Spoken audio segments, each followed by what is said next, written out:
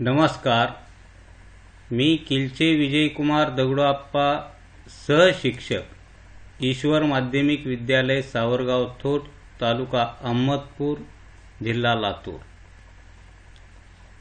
विजय maths या YouTube चॅनलवर आपणा सर्वांचे हार्दिक स्वागत. तर पहा, यापूर्वीच्या व्हिडिओमध्ये आपण theorem of angle between tangent and secant, स्पर्शिका छेदिका कोनाचे प्रमेय या घटकावर चर्चा केलेली होती. आजच्या व्हिडिओमध्ये आपण थेरम ऑफ इंटरनल डिव्हिजन, जीवांच्या अंतरछेदनाचे प्रमेय, त्याचप्रमाणे theorem of external division of chords, जीवांच्या बाह्य विभाजनाचे प्रमेय, आणि त्यानंतर टँजंट सिकॅन्ट सेगमेंट्स थेरम, स्पर्शिका छेदिका रेषाखंडाचे प्रमेय या घटकावर चर्चा करणार आहोत. तर सुरुवातीला आपण theorem of internal division of chords, जीवांच्या आंतरविभाजनाचा गुणधर्म किंवा प्रमेय तो काय आहे हे पहा. त्याचं स्टेटमेंट काय आहे. Suppose two chords of a circle intersect each other in the interior of circle. जेव्हा वर्तुळाच्या दोन जीवा, दोन क्वार्ट्स इंटरसेक्ट करतात एकमेकींना इंटिरियरमध्ये, त्यावेळी काय घडतं, then the product of the lengths of the two segments of one chord is equal to the product of the lengths of the two segments of the other chords. आता या ठिकाणी पहा, फिगरमध्ये जर पाहिलं तर या ठिकाणी ही एक कॉर्ड, एक जीवा ए बी आणि दुसरी जीवा सी डी परस्परांना ई बिंदूमध्ये छेदतात. आणि असं जर असेल, इंटरसेक्ट करत असतील, तर थेरममध्ये काय सांगितलेलं आहे, the product of the lengths of the two segments of one chord. एका क्वार्डचे जे दोन पार्ट होतात, एका जीवेचे जे दोन भाग होतात, ए आणि ईबी यांचा जो काही गुणाकार आहे, हा गुणाकार कशाच्या बरोबर असतो, equal to the product of the lengths of the two segments of the other chord. मग हा जो काही एई आणि ईबीचा प्रोडक्ट आहे, गुणाकार आहे, हा इक्वल असेल सीई इंटू ईडी. हे आपणाला या थेरममध्ये प्रूव्ह करून दाखवायचं. किंवा हा थेरम काय सांगतोय, ज्यावेळी या क्वार्ड इंटरसेक्ट करतात इंटरनली, त्यावेळी AE into EB is equal to CE into ED असं आपणाला लिहिता येतं. म्हणजेच एकाच वर्तुळाच्या दोन जीवा जेव्हा वर्तुळाच्या अंतर्भागात छेदतात, तेव्हा एका जीवेच्या झालेल्या दोन भागांच्या लांबींचा गुणाकार हा दुसऱ्या जीवेच्या दोन भागांच्या लांबींच्या गुणाकारा एवढा असतो, असं त्याला मराठीतून स्टेटमेंट सांगता येईल. मग आता या ठिकाणी गिव्हन काय, पक्ष काय आपलं, तर आपण एवढंच सांगू शकतो की ही एबी क्वार्ड आणि सीडी क्वार्ड या काय करतात, पॉइंट ई मध्ये एकमेकींना छेदतात, इंटरसेक्ट ॲट पॉइंट ई. या ठिकाणी सर्कलच्या आपण सेंटर पी या ठिकाणी दाखवलेलं नाही, त्याची आपणाला या ठिकाणी प्रूफ देण्यासाठी त्याची काही या ठिकाणी आवश्यकता पडणार नाही, परंतु आपण या ठिकाणी फिगरमध्ये त्याला पी हे नाव द्या, चालेल. मग काय प्रूव्ह करायचे, तर या ठिकाणी आपणाला टू प्रूव्ह काय असेल, साध्य काय असेल, AE into EB is equal to CE into ED. हे प्रूव्ह करायचं, हे सिद्ध करून दाखवायचं. मग आता यासाठी आपणाला काय करावं लागेल, या ठिकाणी कोणती कन्स्ट्रक्शन या ठिकाणी फिगरमध्ये करावी लागेल हे पहा. आपण काय करू, एसी आणि बीडी हे जॉईन करून घेऊ, किंवा या ठिकाणी एडी आणि BC हे जॉईन करून घेतले तरी सुद्धा चालतील, काहीही अडचण येत नाही, लक्षात ठेवा. जी काही कन्स्ट्रक्शन केली तीच या ठिकाणी लिहू. Draw segment AC and segment DB. आता हे केल्यानंतर या पुढचा भाग फक्त समजून घ्या आणि त्यानंतर आपण त्याचा प्रूफ लिहू.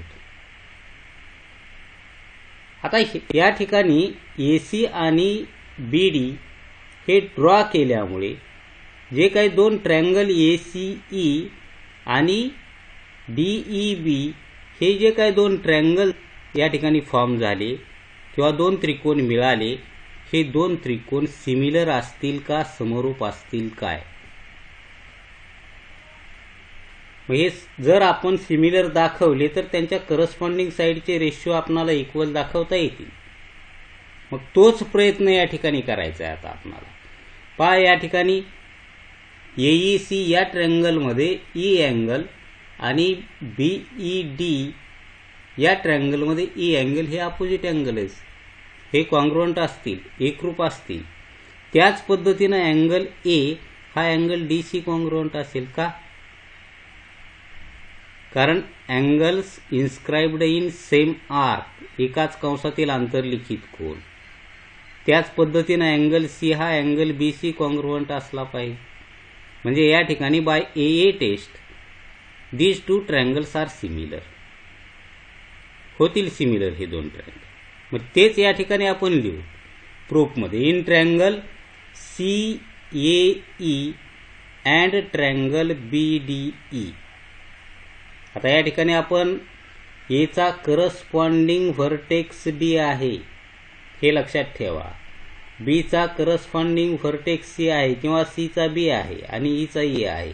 कारण या ठिकाणी रेशो लिहित असताना, बाजूची गुणोत्तर समान लिहित असताना आपणाला त्या ठिकाणी 1-to-1 करस्पॉन्डन्सचा विचार, एकास एक संगतीचा विचार करणं अतिशय गरजेचं असतं, लक्षात ठेवा. कारण corresponding angles are congruent and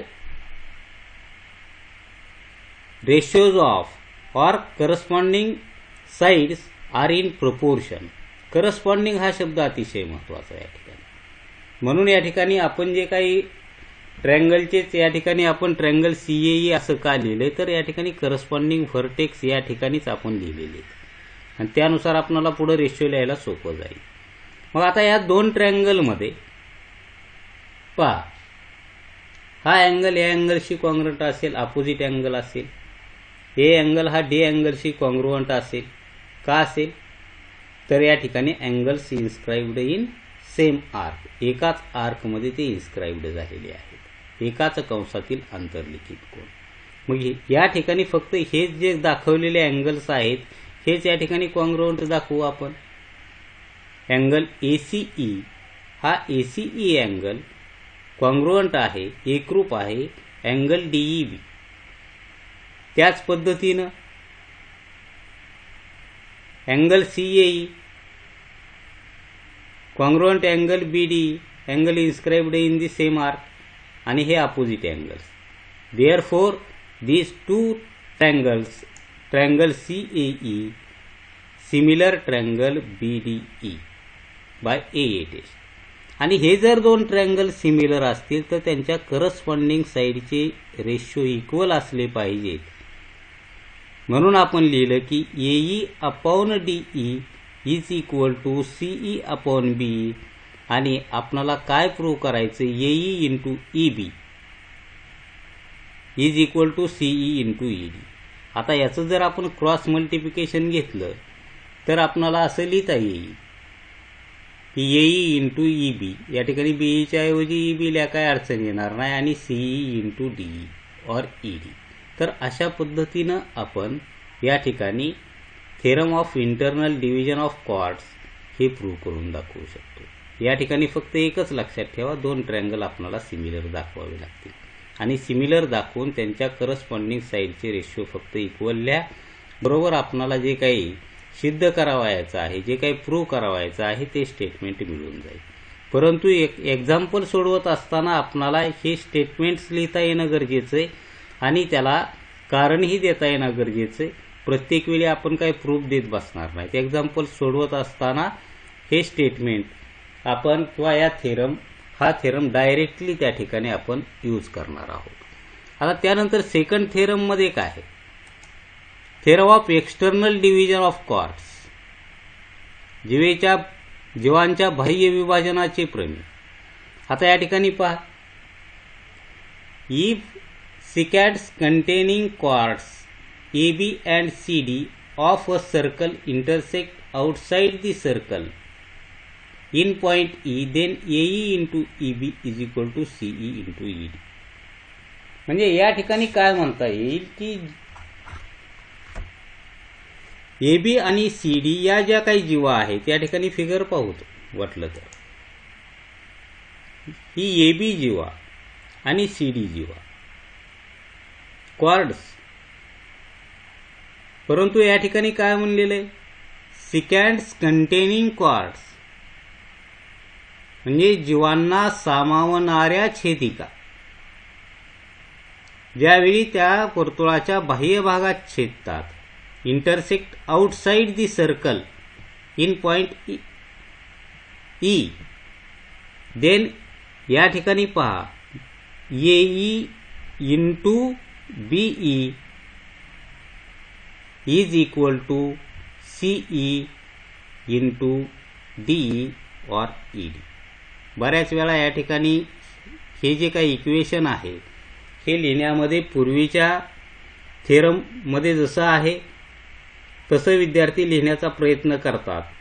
आता ते स्टेटमेंट आणि हे स्टेटमेंट सारखंच आहे, परंतु या ठिकाणी बऱ्याच वेळा विद्यार्थी EB into BA is equal to ED into DC लिहितात. असे लिहू नका. हा इंटरसेक्टिंग पॉइंट जो आहे तो त्या क्वार्टच्या एका एंडपासून घ्या सुरुवातीला, A into AE into BE is equal to CE into DE. हे लक्षात ठेवा. बऱ्याच वेळा या ठिकाणीच विद्यार्थी चूक करतात, DE इंटू CD लिहितात. असं लिहिता येणार नाही. मग आता हे प्रूव्ह करण्यासाठी आपणाला या ठिकाणी कोणती कन्स्ट्रक्शन करावी लागेल, तर या ठिकाणी समजा आपण या ठिकाणी AD जोडून घेऊ आणि त्याचप्रमाणे या ठिकाणी BC जोडून घेऊ. तीच कन्स्ट्रक्शन या ठिकाणी लिहू. या ठिकाणी गिव्हन टू प्रूव्ह काय आपण लिहित बसणार नाहीत. समजा या ठिकाणी कन्स्ट्रक्शन काय केली आपण, draw segment AD and BC. आता या ठिकाणी हे सेगमेंट काढल्यानंतर कोणत्या दोन ट्रायंगलचा आपण या ठिकाणी विचार करणार आहोत हे लक्षात ठेवा. आता ही रचना केल्यानंतर या ठिकाणी आपण एका ट्रायंगलचा विचार करणार आहोत. तो ट्रायंगल कोणता, ADE आणि दुसरा ट्रायंगल EBC. या दोन ट्रायंगलचा विचार करणार आहोत. या ठिकाणी थोडं काळजीपूर्वक पहा. ट्रायंगल ADE हा ट्रायंगल आणि दुसरा ट्रायंगल CBE हा ट्रायंगल.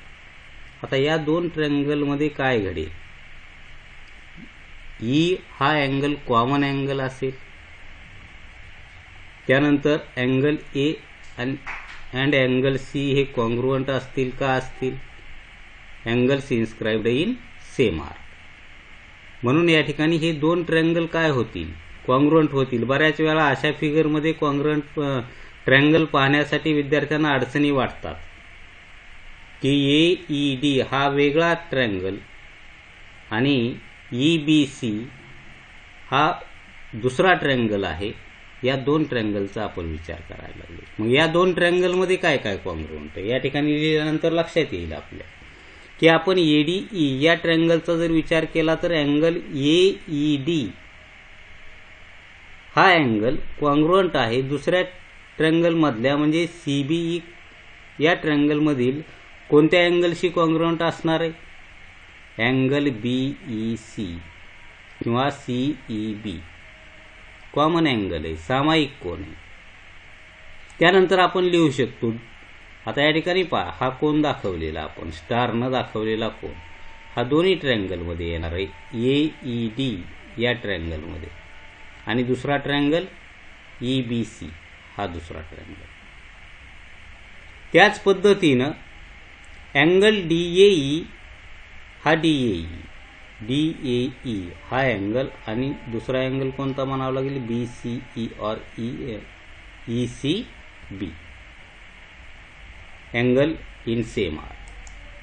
पहा हे अँगल कॉन्ग्रुएंट असतील म्हणून हे दोन ट्रँगल कसे होतील सिमिलर होतील आणि सिमिलर असतील तर त्यांच्या करस्पॉन्डिंग साईडचे रेशो कसे येतील इक्वल येतील. मग या ठिकाणी करस्पॉन्डिंग साईडचे रेशो जर इक्वल असतील तर क्रॉस मल्टिप्लिकेशन करून आपल्याला हे स्टेटमेंट मिळवता येईल AE इंटू EB. आता या ठिकाणी पहा तुम्हाला मुद्दाम या ठिकाणी दाखवलेला आहे की वेगवेगळे ट्रँगल कोणते. तर या ठिकाणी ADE हा एक ट्रँगल आहे आणि दुसरा ट्रँगल जर दाखवायचा असाच प्रयत्न केला तर कोणता दाखवता येईल EBC हा ट्रँगल दाखवता येईल लक्षात घ्या. आणि याचं जर आपण क्रॉस मल्टिप्लिकेशन केलं तर आपल्याला मिळेल AE into EB is equal to CE into ED. ठीक आहे. तर अशा पद्धतीनं आपण या ठिकाणी theorem of external division of chords हा प्रूव्ह केलेला आहे. आता त्यानंतर आपण पाहणार आहोत की टँजंट सिकॅन्ट सेगमेंट थिअरम. आता याचं स्टेटमेंट काय सरळ सरळ या ठिकाणी फिगरवरून याचं स्टेटमेंट दिलं जातं की समजा या ठिकाणी AB ही सिकॅन्ट आहे आणि ही ET लाईन ET ही काय आहे टँजंट आहे. Point E is in the exterior of a circle. A secant through E intersect the circle at point A and B, and the tangent through E touches the circle at point T. Then EA into EB is equal to ET square. हे prove करायचं आहे आपल्याला. पहा मग आता या ठिकाणी काय करावं लागेल. या ठिकाणी पहा EA इंटू EB यापूर्वी पाहिलं आपण या ठिकाणी ही टँजंट नव्हती त्या यापूर्वीच्या थेरममध्ये ती काय होती सिकॅन्टच होती. मग या ठिकाणी आपणाला EA into EB is equal to ET into ET हा डबल पार्ट घ्यावा लागेल म्हणजे ET स्क्वेअर. मग याच्यासाठी आपण काय करावं लागेल एकतर A आणि T जोडून घ्यावे लागतील त्याचप्रमाणे हा T हा पॉईंट B ला जोडून घ्यावा लागेल. पहा आपण ही कन्स्ट्रक्शन या ठिकाणी केली. मग आता ही कन्स्ट्रक्शन केल्यानंतर कोणत्या दोन ट्रँगलचा आपण विचार करणार आहेत हे लक्षात ठेवा. या ठिकाणी आता आपण या ठिकाणी कोणते दोन ट्रँगल घेणार आहेत पहा कन्स्ट्रक्शन काय केली हे लिहिलं या ठिकाणी. तर या ठिकाणी आपण कोणते दोन ट्रँगल घेणार आहोत तर या ठिकाणी EAT हा एक ट्रँगल घेणार आहोत आणि दुसरा ट्रँगल हा मोठा ट्रँगल घेणार आहेत ETB हा ट्रँगल और EBT. आता या ठिकाणी पहा हा मोठा ट्रँगल EBT आणि हा EAT हे दोन ट्रँगल कॉन्ग्रुएंट होऊ शकतात का होऊ शकतील. कसे होऊ शकतील या ठिकाणी E हा अँगल त्या दोन ट्रँगलमध्ये कॉमन आहे. त्यानंतर हा जो काही B अँगल आहे या मोठ्या त्रिकोणामधला EBT या ट्रँगलमधला अँगल B हा या अँगलशी कॉन्ग्रुएंट असेल. आपण यापूर्वी पाहिलेले. तर या ठिकाणी पहा तेच आपण या ठिकाणी लिहायला लागलो की अँगल AET हा अँगल आपण लहान त्रिकोणाचा विचार केला आहे. कॉन्ग्रुएंट अँगल TEB आपण आता मोठ्या त्रिकोणाचा कोन घेतलेला आहे मोठ्या ट्रँगलचा अँगल घेतला. त्याच पद्धतीनं कोणते अँगल आपल्याला कॉन्ग्रुएंट दाखवता येतील पहा हा कॉमन दाखवला या ठिकाणी. त्याच पद्धतीनं आपण EAT कॉन्ग्रुएंट अँगल या ठिकाणी B अँगल कॉन्ग्रुएंट असेल म्हणजे EBT म्हणावं लागेल congruent angle EBT tangent secant पहा हे कोण एकरूप असले पाहिजे. Tangent secant theorem. स्पर्शिका छेदिका प्रमेयानुसार आणि अंतर्लिखित कोनाच्या प्रमेयाचा आधार घेऊन आपण हे प्रमेय या ठिकाणी प्रूव्ह करून दाखवलेले होते. यापूर्वीच्या व्हिडिओमध्ये हा थिअरम आपण घेतलेला आहे. म्हणून या ठिकाणी हे दोन ट्रायंगल कसे होतील, सिमिलर होतील. आणि सिमिलर असतील तर त्यांच्या करस्पॉन्डिंग साईडचे रेशो इक्वल असतील. आणि करस्पॉन्डिंग साईडमध्ये या ठिकाणी ET ही कॉमन साईड येते, लक्षात घ्या. आणि कॉमन साईड येते त्यावेळी या ठिकाणी त्या साईडचा स्क्वेअर येण्याचे चान्सेस अधिक असतात. जसं आपण पायथागोरस थिअरम प्रूव्ह करत असताना एक कॉमन साईड असणारे दोन ट्रायंगल या ठिकाणी आपण सिलेक्ट करतो आणि त्यावेळी त्या साईडचा स्क्वेअर मिळतो आपल्याला. त्याच पद्धतीनं या ठिकाणी सुद्धा आपण ET ही साईड कॉमन असणारे दोन ट्रायंगल या ठिकाणी काय केलेले, सिलेक्ट केलेले आणि ते सिमिलर दाखवले. त्यामुळं आपल्याला या ठिकाणी ET square is equal to EA into EB or EA into EB is equal to ET square हे मिळेल. तर अशा पद्धतीनं या ठिकाणी आपण थेरम ऑफ इंटरनल डिव्हिजन असेल किंवा एक्सटर्नल डिव्हिजन ऑफ कॉर्ड्स असेल किंवा टँजंट सिकॅन्ट सेगमेंट थेरम असेल, अशा वेगवेगळ्या थेरमवर या ठिकाणी चर्चा केलेली आहे. धन्यवाद.